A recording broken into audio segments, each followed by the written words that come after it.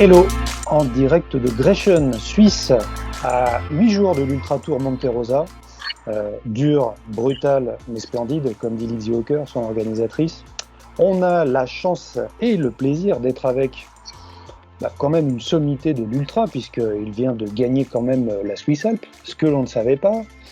5 UTMB au compteur, dont 25e en 2004, donc il a connu les premières éditions des UTMB. On est surtout avec quelqu'un qui court depuis longtemps, mais qui est aussi le pilote, ou le copilote, il aimerait plutôt dire, du Trail Verbier-Saint-Bernard, dont il a couru la première édition. C'était le deal avec l'organisateur. Je veux bien être organisateur, mais je veux courir la première édition. On ne dira pas son âge. En tout cas, il court toujours, longtemps. Bienvenue et bonjour à Mathieu Girard, donc, qui est avec nous. Salut Mathieu. Salut. Comment ça va ? Ça va bien, ça va bien. La récupération après les 160 km de la Swiss Alps, la semaine passée. Il a fallu rester un peu tranquille une semaine et puis on reprend gentiment, ouais. Bon, quand même costaud, hein, solide. Tu continues ton palmarès sur des longues distances. 45-49 ans, mince, on l'a dit. Mais peut-être même à la fin de cette tranche d'âge, donc en tout cas, chapeau bas.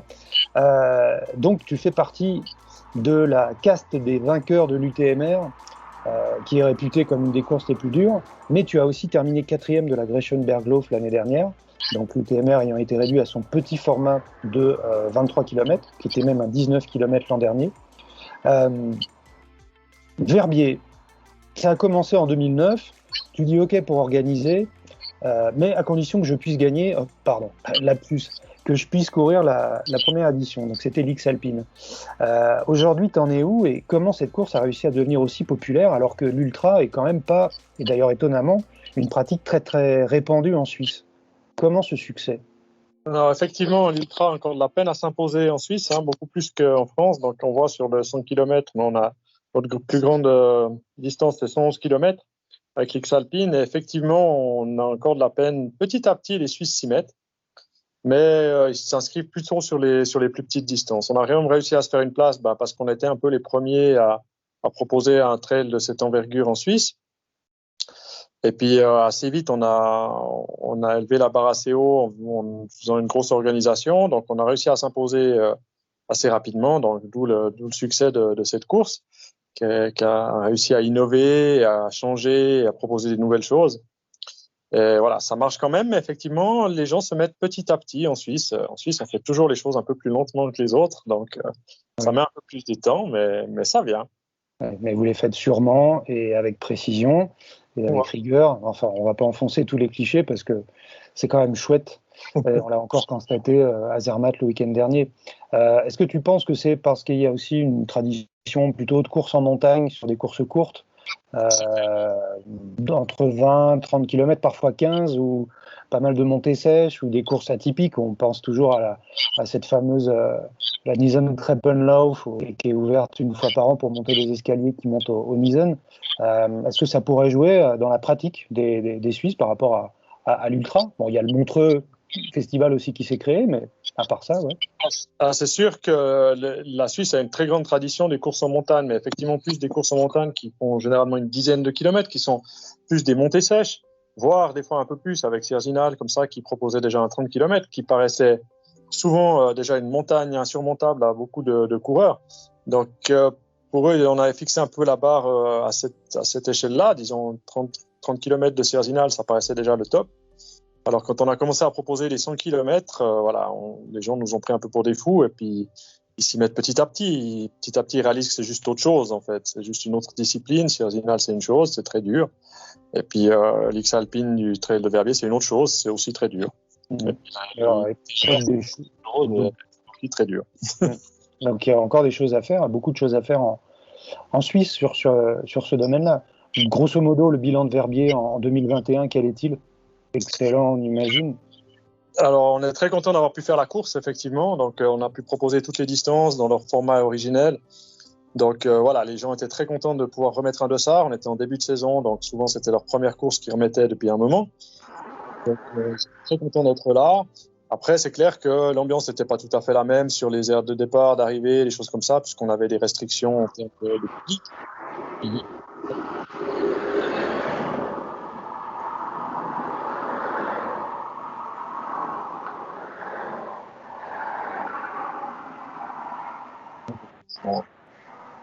D'accord. Bon, petite coupure de son et j'espère que ça aura marché.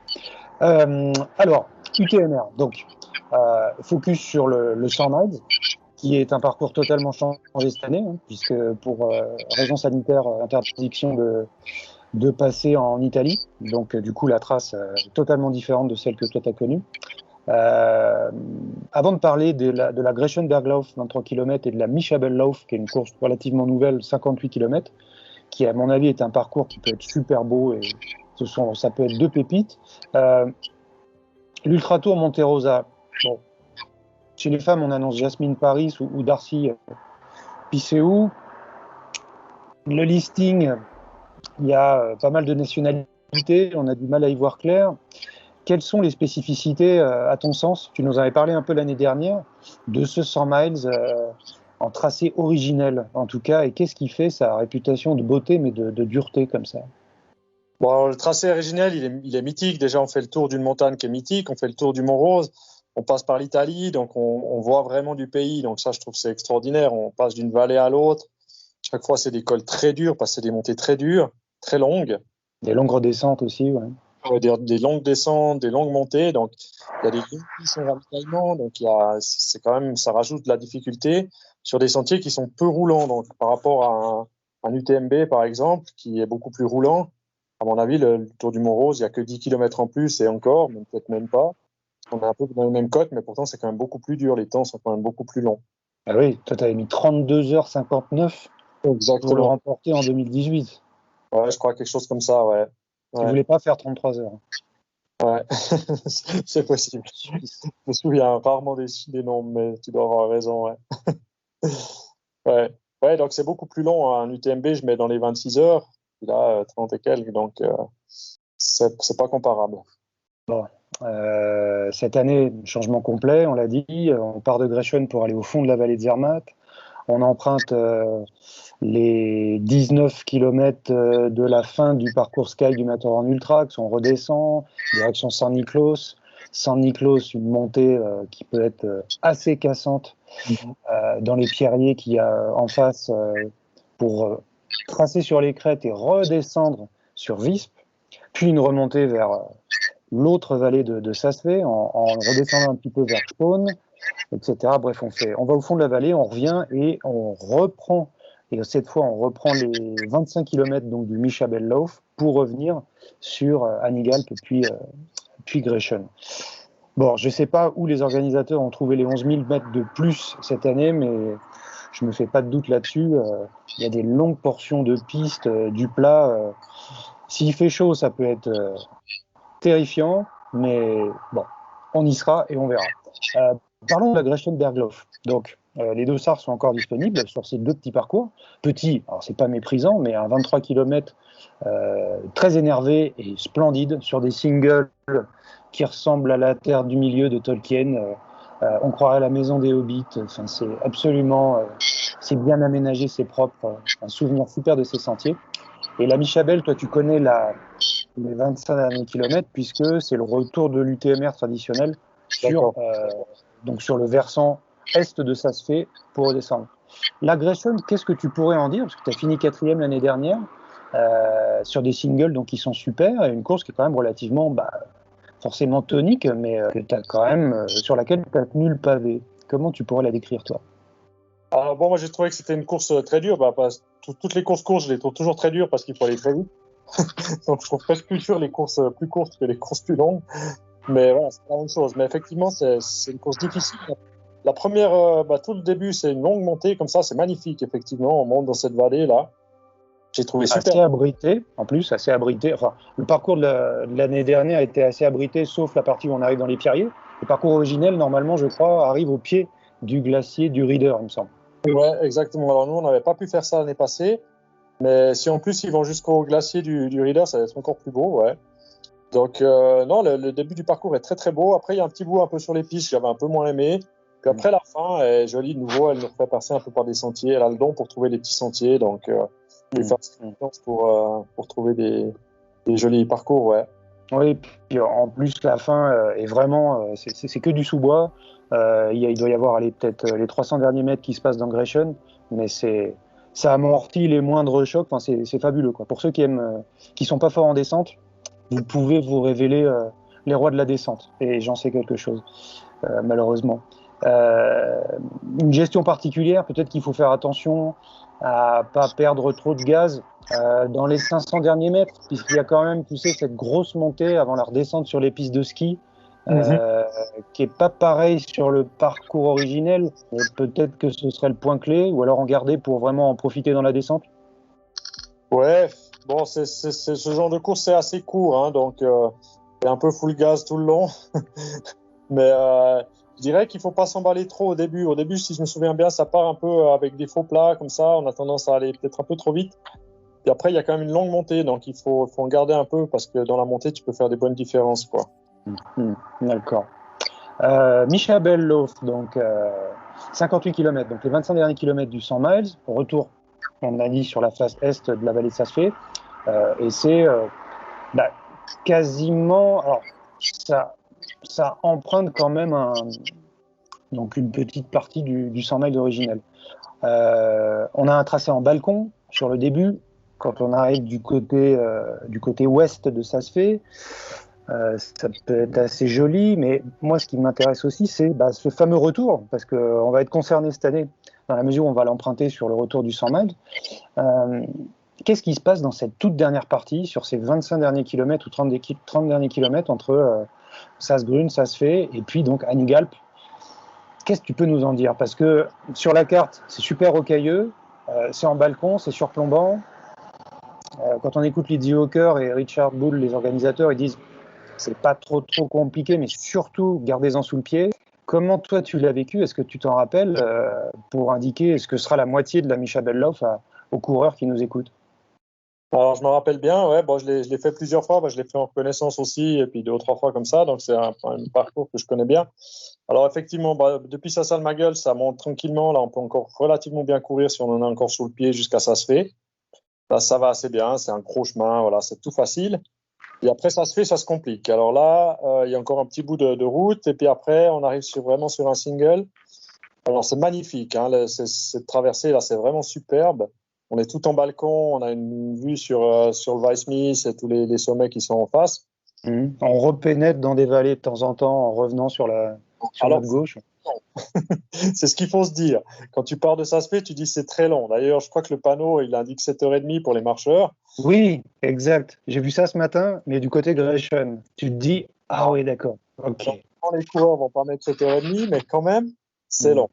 Parce que, effectivement, on fait toutes ces vallées, comme ça n'en finit pas. Et faut pas trop se dire, j'espère que c'est la suivante, parce que ce sera sûrement pas la suivante. Il y en aura encore une, c'est sûr.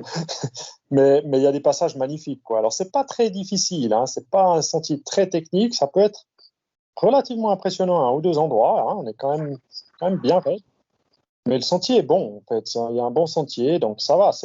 On arrive à le courir si on en a encore un peu C'est toujours assez difficile parce que c'est beaucoup de relances, c'est beaucoup de petits coups de cul, et puis après on redescend un petit bout, etc. C'est tout le long un peu en haut, en bas. Donc c'est pas facile à maintenir le pas de course tout le long, quoi. Faut vraiment en avoir encore un peu, et puis surtout en fin de course, quoi. En fin moi je courais plus beaucoup, je crois, quand même. Oui, il y a bien moyen d'y mettre 4 heures, 4h30 ou 5 heures, facile si on est un peu fatigué, quoi. Ouais, c'est là qu'on va vite perdre du temps, ouais, c'est clair. Si tu n'arrives pas à relancer un petit peu, tu perds vite du temps sur ce genre de sentier, ouais.